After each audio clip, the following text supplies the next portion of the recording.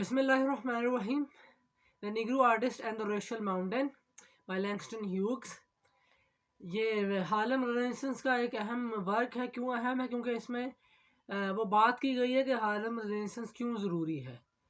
Harlem renaissance था क्या? ये एक आइडिया था कि जो निग्रो आर्ट है या निग्रो कल्चर है जो डेवलप हुआ है, अफ्रीकन अमेरिकन जो पहले स्लेव लेके गए थे और वहाँ जाके उन्होंने अपना कल्चर डेवलप कर लिया था, तो वो कल्चर क्यों इम्पोर्टेंट है?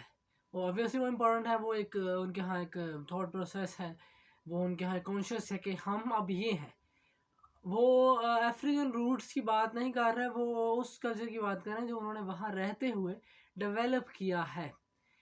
अब ये लिखा भी इसी वजह से गया था। इसका जो रशनाल है वो यही है कि यह जॉर्ज शोलर जिसने लिखा है द नीग्रो आर्ट हुक्म, जिसमें वो मेनली जैसे वो लिख के वो ये मुतालबा कर रहा है कि क्या ज़रूरत पड़ गई है एक अलग से एक निग्रो आर्ट की। ये हार्लेम रेनेसेंस क्यों आया था? 1914 में वर्ल्ड वार लगी और जो वाइट्स थे वो जंग में चले गए। अब वहाँ वो जो उनकी जो जॉब्स थी वो खाली हो गई और उनको पूरा करने के लिए ये लोग यहाँ से साउथ से नॉर्थ में गए। हार्लेम जो है वो न्यूयॉर्क में एक नेबरहुड है जहाँ मेनली वो लोग थे जिन्होंने ये मूवमेंट में हिस्सा लिया। उसमें हर किस्म की चीज़ें आ जाती हैं। उसमें आर्ट है, उसमें डांस है, उसमें म्यूज़िक है, उसमें थिएटर है, उसमें लिटरेचर है, वगैरह वगैरह वगैरह जो भी कुछ है वो सारा उसमें आ जाता है।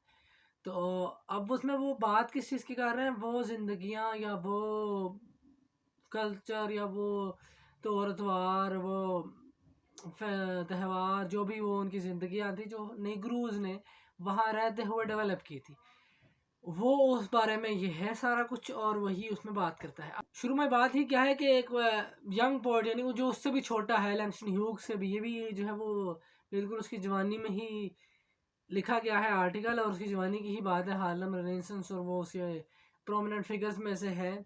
तो उसे उससे उससे भी एक जवान शायर ने कहा कि मैं क्यों जो है वो एक निग्रो पोएट बनूं, बल्कि मैं अमेरिकन पोएट बनूं। यानी कि आइडिया ये कि हम बजाय कि उस निग्रो कॉन्शियस की बात करें, हम जो ओवरऑल अमेरिकन कॉन्शियस, अमेरिकन जो आइडियल्स हैं उसकी बात की जाए। यानी अब ये लैंगस्टन ह्यूग्स के मुताबिक ये सब कुछ जो है वो अपनी आइडेंटिटी ख़त्म करने का नाम है। यानी कि आप अपना वजूद ख़त्म कर रहे हैं, अपने जो तरीके हैं वो ख़त्म कर रहे हैं और आप सिर्फ ये कह रहे हैं कि हम सफ़ेद फार्म वाइट्स की तरह हम हो जाएं और उनकी वाली बात करें। उसमें वो दोनों तरीक़ों की बात करता है कि दोनों लोग जो है वो उन तौर तरीक़ों के ख़िलाफ़ हैं।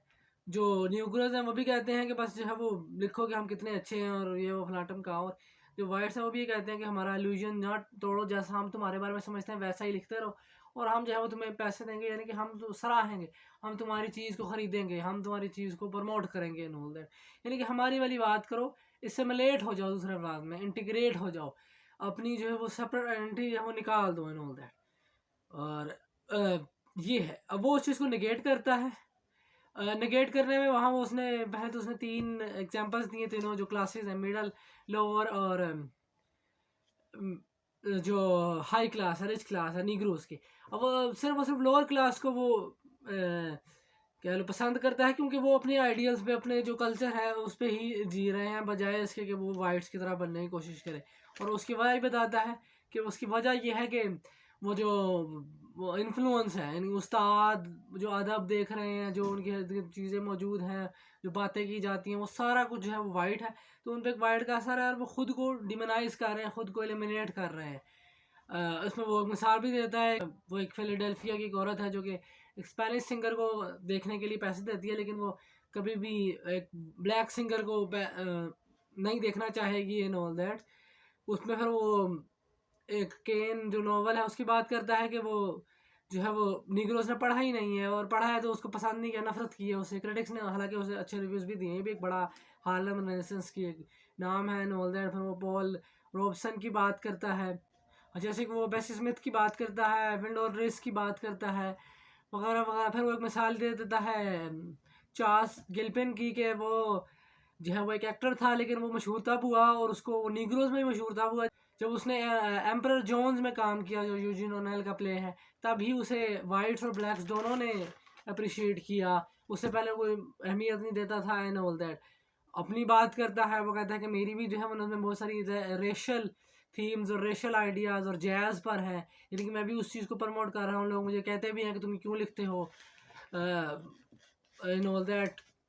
अब बात जो मेन ही है वो ये कहता है कि artist must be free to choose, लेकिन साथ ही साथ वो जो है वो ऐसा भी नहीं होना चाहिए कि वो डरा हुआ हो कि वो क्या किस चीज़ का इंतखाब कर रहा है, यानी कि उसे जो है वो मोर और लेस उसे उस डर से या वो जो एक इंफीरियरिटी कॉम्प्लेक्स है या वो जो रोब उन पे बन गया हुआ है उससे बाहर निकलना है।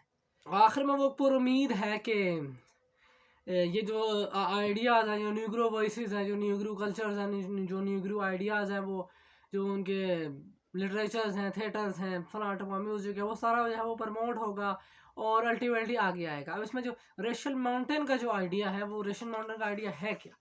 वो ये है कि अगर कोई ब्लैक वाइट बनने की कोशिश करता है तो इस सब में एक पूरा एक माउंटेन है जो उसे क्लाइम करना, जो वो नहीं कर सकता। वो एक रेशियल माउंटेन है, यानी कि वो कभी भी वाइट नहीं हो सकता। जैसे उसने यहाँ जो पहला जिससे वो नौजवान जिसने उससे बात की थी, काउंटी कुलन, जो प्रोबेबली काउंटी कुलन है, कि शायद वो अगर वाइट बनने की कोशिश कर रहा है, कि वो कह रहा है कि मैं क्यों निग्रो पोइट बनूंगा, सिर्फ अमेरिकन पोइट बनूंगा, तो वो अमेरिकन पोइट नहीं बन सकता। वो ब्लैक ही है, वो ब्लैक ही रहेगा।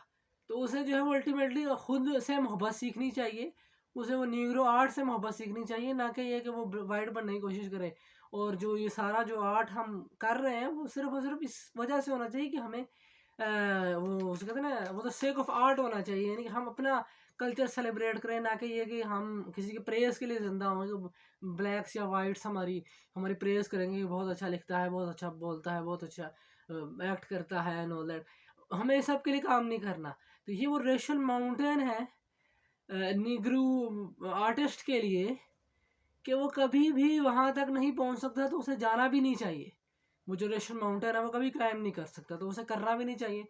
और उसे बस जो है वो इन्हीं चीज़ों पे काम करना चाहिए कि वो ब्लैक है, उसे ब्लैक कल्चर की बात करनी है, वगैरह वगैरह वगैरह। और ऐसे ही अगर वो जो है वो दूसरी साइड पे होता है, यानी कि वो वाइट्स के लिए लिखता है, तो भी उसके लिए एक वो रेशल माउंटेन है कि वो अपने कल्चर तक पहुंचने के लिए उसे वो माउंटेन क्लाइम करना पड़ेगा।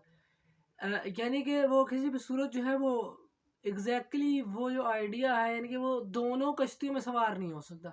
और ऐसा अगर वो करता है कि वो वाइट आर्ट प्रोड्यूस करता है, वाइट पोइट्री करता है, तो उससे वो अपने आप से भी कह लो अपने एक तो कल्चर से दूर हो रहा है, दूसरा वो एक ग्रेट पोइट भी नहीं बन सकेगा, यानी कि वो उस लिमिटेशन में भी आ जाता है, होगा बिल्कुल ही वो आउट हो जाएगा अपने जो है वो उस डोमेन से, और वो कभी कामयाब नहीं हो सकेगा इन ऑल दैट। माउंटेन जो है वो एक सॉर्ट ऑफ मेटाफर है एक रेशियल बाइसनेस की तरफ, या दूसरे अल्फाज में प्रेजुडिस की तरफ, यानी कि जिसमें वो जो एक गैप होगा, यानी जो नीग्रू आर्ट को अहमियत नहीं देगा, वो है टेक्निकली उस माउंटेन के दूसरी तरफ। वो उसे माउंटेन चढ़ के वापस अपने कल्चर की तरफ, अपने आर्ट की तरफ आना जो है वो मुश्किल है उसके लिए।